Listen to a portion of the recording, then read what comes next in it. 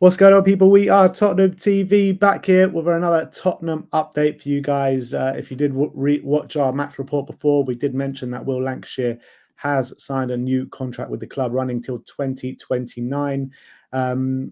As Gold says, there's a real belief within Spurs about how good Will Lankshear can be if his development is handled right. Been with the first team this week and is expected to go out on loan this season to get regular senior minutes. Lots of interest in the Championship and League One. It'll be interesting to see where he does end up. If he does end up in the League One, I mean, I wouldn't put it past us to send him to Birmingham, where the manager obviously knows him really well, Chris Davis. And I think that could be the best move for him. Yeah, it'll be fantastic. Look, really great news about Will Lankshear. A lot of talk about what the future holds for him. Obviously, he had a brilliant season in the PL2 last season with 32 goals. I wonder if the timing is coincidental with the fact that we announced Troy Parrott, the sale of Troy Parrott, I think officially today, and then the announcement of his contract not long after. So I wonder if there's any link there. Maybe is there a message saying, look, this Lankshear, we're going to give this guy an opportunity. We're trusting him, and Parrott's it's time for him to move on as a good young striker. But it'll be really, really interesting to see how Lankshear does, because you see him, he's a very physical striker. You can see in terms of his physicality compared to a lot of the players in the PL2. He's clearly a lot more physical than them, which is why he dominates them. So once he goes and plays in men's football with defenders who are more physically the equivalent of him, it'll be interesting to see how he competes and how he gets on. But I think it's great news that we've given him that contract. Hopefully that gives an indication of the belief that we have in him. And I think it's all eyes on how he does on loan next season. Yeah, absolutely. Either way, if he goes to the Championship, I'll be really excited. But I think for his development, to go to Birmingham, to a manager that held him in such high regard last season and he performed so well under, who will clearly nurture him throughout the season, I think it could be really good for his development. Moving on, you touched on Troy Parrott there, but as you can see, it was officially announced today. Troy Parrott joins AZ Alkmaar. This is on the official website. It says, we have reached an agreement with Dutch Eredivisie side AZ Alkmaar for the permanent transfer of Troy Parrott.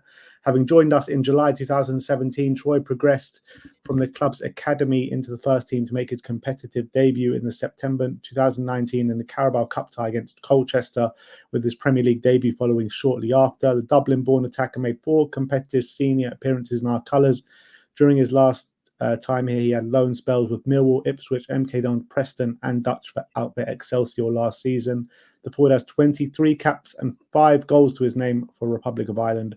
We wish Troy all the best in the future.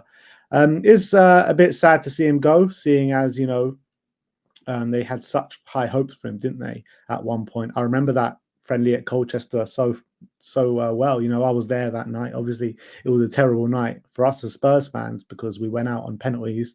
But I was so excited that Troy Parrott had finally got given the chance to play. He was, I think, lone striker on the day. Flattered to deceive a little bit, but at that point, you thought Troy Parrott was going to go, leaps and bounds and really make his name at Spurs, but it just didn't happen, did it?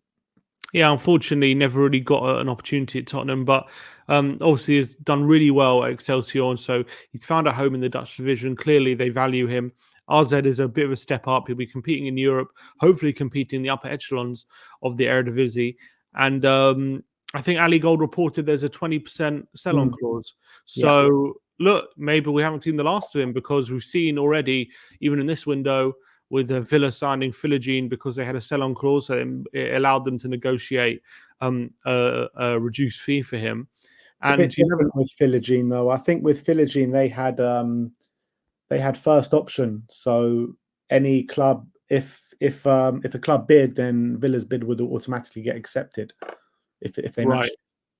Yeah, but that still means we can negotiate a reduced fee, I would assume. Yeah, so I'm just saying it's a bit different in the deals. Yeah, it's not exactly the same. I'm saying the percent, because of the percentage, it means that we could always potentially revisit it. And if he does do like really, really well RZ and is smashing it out, and maybe even does well in Europe and at an international level, maybe that's something that we could revisit down the line. But at the moment, we've mentioned it before. We've got so many talented young forward players at the moment coming through. It's a chance to get a bit of money for a talented youth product. And even if it isn't at Spurs, if he does move on to another club for a significant fee, then Tottenham get a kickback there. So it is sad that he never really got the proper chance, but wish him all the best. And look, keep an eye on it. I will keep an eye on him. And never say never. You never know what will happen in the future. And this was Troy's parting message as he left today, as he took to Twitter, and he said, after an amazing 7 years full of memories and experiences, it's time for me to take the next step in my career. I wanted to come on here to express my gratitude to the incredible players and staff members I have worked with. I've made friends for life. Finally, a massive thank you to you, the fans that have and continue to support me through my journey. Spurs will always be in my heart. So a really nice message there from Troy. Yeah, lovely. Next up, we're going to talk about Emerson Royale once again. A publication out in Brazil, Premier League Brazil, claim we gave you the news that Dortmund have come in and have shown interest in Emerson Royale, and they claim Borussia Dortmund have now joined the race for Emerson Royale and have gone as far as to submit a €20 million offer. Well, that'll be fantastic. And I guess from Tottenham's point of view, it doesn't really matter who puts up the money as long as someone does. And obviously, I think Emerson, he's mentioned Milan. He really wants to go to Milan. Whether this is a lot of talk about Dortmund putting in an offer in a bid to get Milan to up their offer, that could be the case. We've seen it. How many times we've seen it in transfer deals before? There's a protracted negotiation. Then all of a sudden, you hear of another club out of nowhere coming in with a bid, and it forces the original club to up their offer. That's happened a million times. But then again, we've also seen hijacks. That does happen. That's happened a lot in recent years. Spurs have not been. It's not been unfamiliar for Spurs to be involved in a hijack. So I've got no doubt that Dortmund are interested. I think it'll be a good move for him. And if they put up the money, that'll be fantastic. But I still don't think we've heard the last of Milan. Do you think this interest from Dortmund is genuine, or do you think Spurs are just putting this in the press just to hurry Milan up?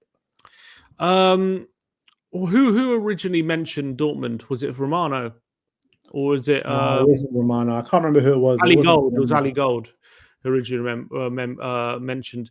Well, that's coming from Spurs then, isn't it? That does it, and also this PL of Brazil. I don't know how reliable they are. It does indicate that maybe Tottenham putting things out there rather than genuine interest. But I wouldn't rule out, because I think it does kind of make sense. Dortmund would see him as a defender at a decent age for a decent price, and he might fit in there. So I wouldn't be surprised if Dortmund are interested. But I think the indications right now tell me that it's Tottenham probably putting things out there to get Milan to up the bid.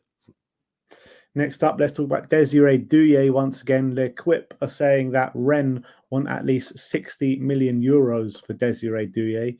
They have said that Spurs have recently come into the frame. They haven't talked as far as bids, but I thought it was a very strange article from L'Equipe. I read it, and it was basically saying Spurs are now suitors for Desiree Douillet. I mean, haven't we been suitors for the last few weeks? So I don't understand that. But they have said that Rennes are going to look for €60 million, which is a very significant fee for him.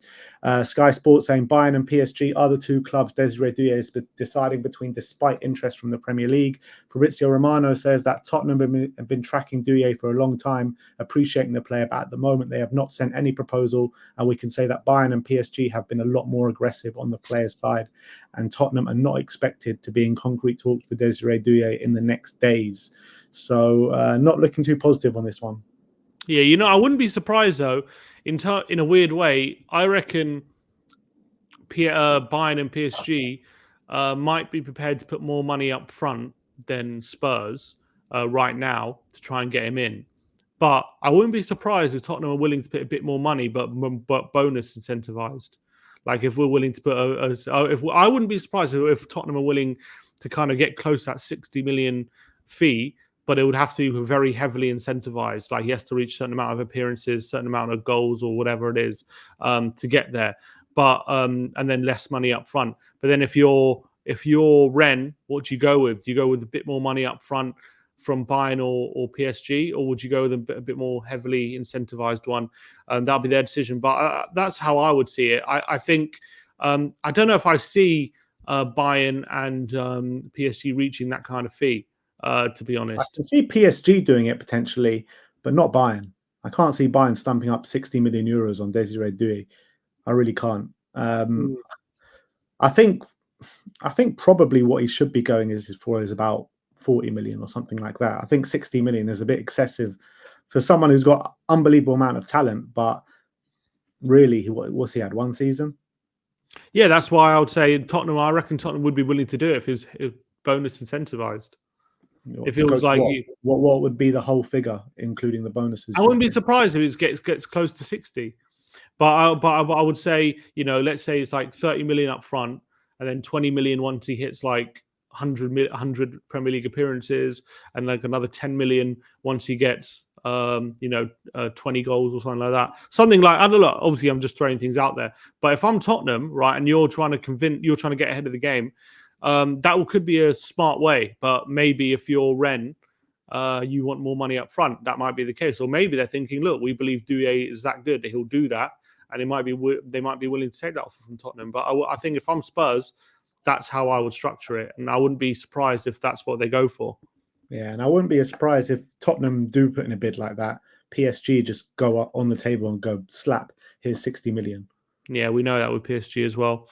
But they got a lot of talented youngsters at the moment. You look at PSG's front line, they got Barcola, who plays in the same position as Douye. You got Ousmane Dembele. You've got obviously Mbappe's left. You've got Mawani. So they've got a lot of players in that front line. I guess we do as well. So you can definitely say that. But it's about who structures the deal better for Ren and who can convince Douye, I guess. Yeah. Next up, we're going to talk about Neto and Eze once again. Romano says that Eze and Neto are confirmed targets of Tottenham. They are integral. There are internal conversations going on at Tottenham about how much they want to spend in that position, and they are expected to sign one more offensive player.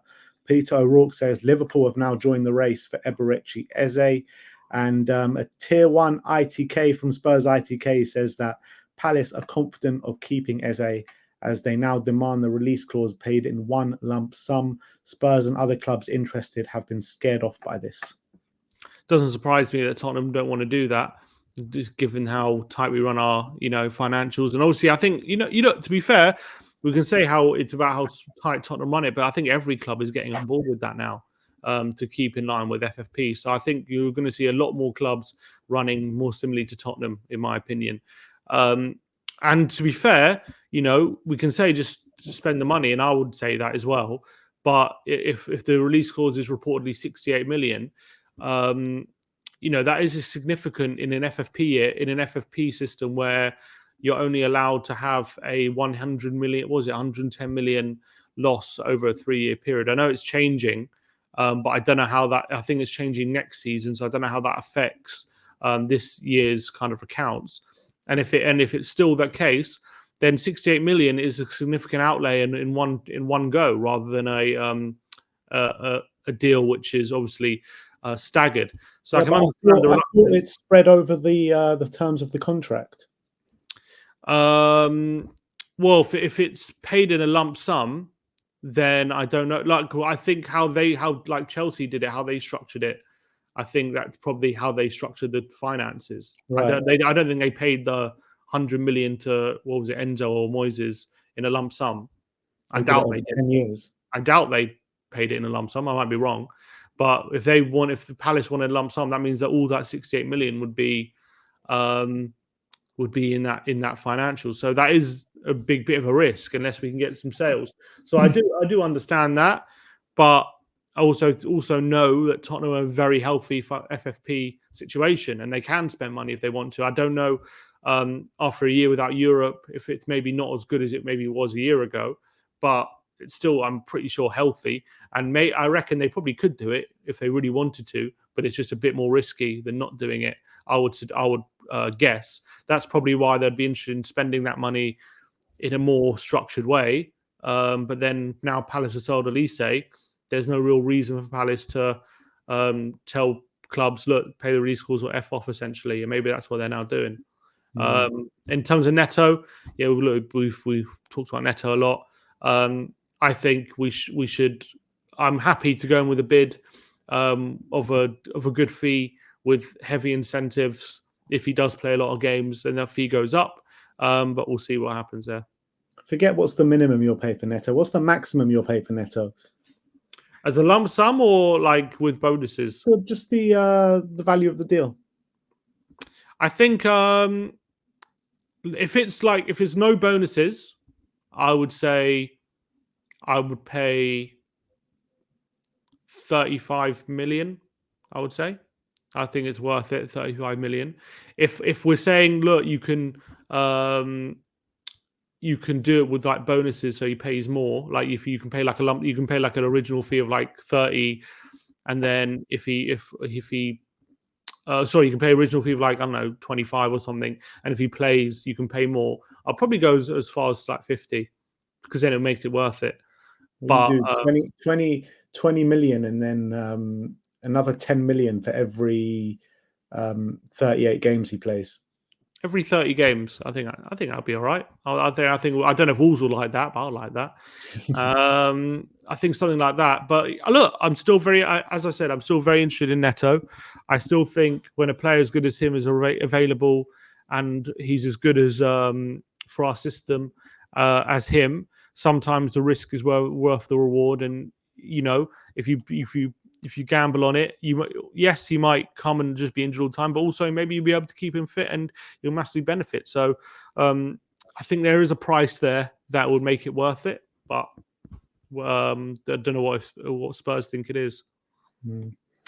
A new name to add to the mixing pot is Bradley Locko of Reims. Paul O'Keefe says that Spurs are considering Bradley Locko as a potential left-back option. Nothing advanced, but there is interest in the player.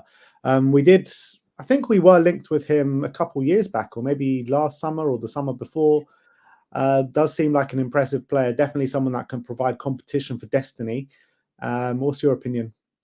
Well, obviously, I haven't seen him play too much, but I'm just looking into him, and obviously, he played 33 games last season. Obviously, his wage is modest, so I think, obviously, he'd be happy to get a bump in the wage. He's only 20, just turned 22, and I'm looking at his stats, and he definitely profiles very well as a inverted fullback. Very strong ball carrying, really strong with it when it defensive stats as well. His progressive passes are really strong as well. So I think I'd be very interested in getting him. And if we can get him for a good price as backup to Destiny, I think that's a really, really interesting, transfer. And suggestions that he could be, not too expensive at a young age. We've obviously got the Gray deal over the line, so that solves the right back, and this could definitely solve the left back one, I think.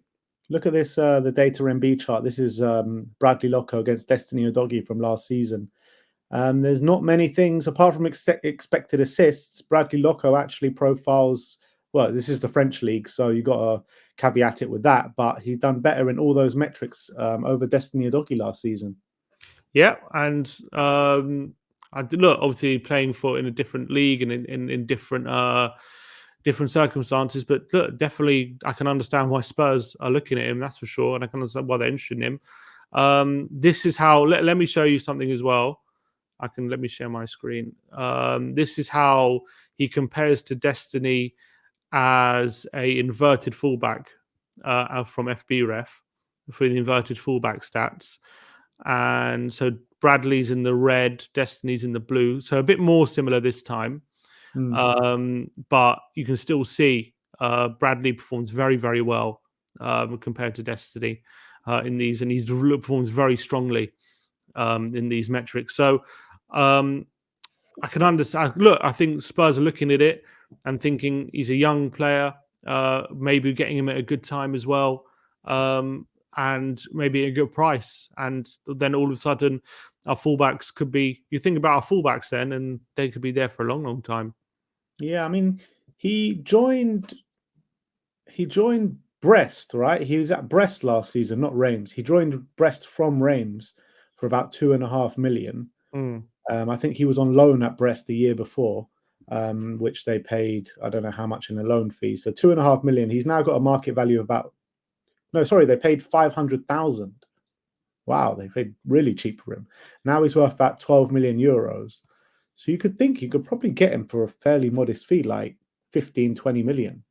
Yeah, I think so. And, you got to remember, he's a left back. So as much as he's a good player, I don't think they'll be demanding top dollar for him unless they really believe he's like one of the best in Europe. But I think, you know, a fee of like 20 million euros could maybe do it potentially. Mm.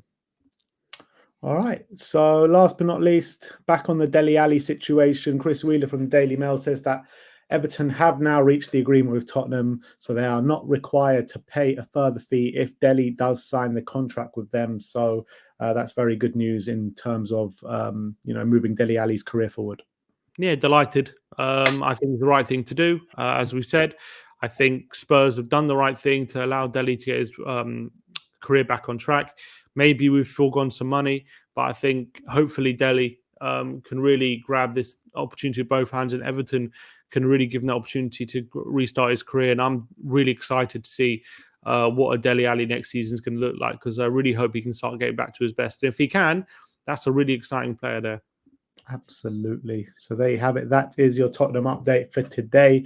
We'll see you all very soon. It is coming home tomorrow. England face Spain in the final of the Euros. We're going to be at Box Park checking out, well, it's going to be suffering for 90 minutes. That's what it's going to be. Absolute suffering. But let's hope the boys can get the job done. And the storylines are too good for this not to happen. You know, 96, Gareth Southgate missed that penalty against Germany in England. Now in 2024, Gareth Southgate's got the opportunity to win the Euros with England in Germany. So it's got to be done, right? Be unbelievable, especially if we win it on penalties. That'll be the crowning jewel. So look, the whole country is going to be holding their breath tomorrow. But let's hope for a massive day. Would be one of the best days. One of the best days in English football history, that's for sure. But what a glorious day if we can bring it home tomorrow. All right. Well, big up to everyone out there. Thank you, everyone, for joining us today. Like, subscribe, and comment. And as always, come on, you Spurs.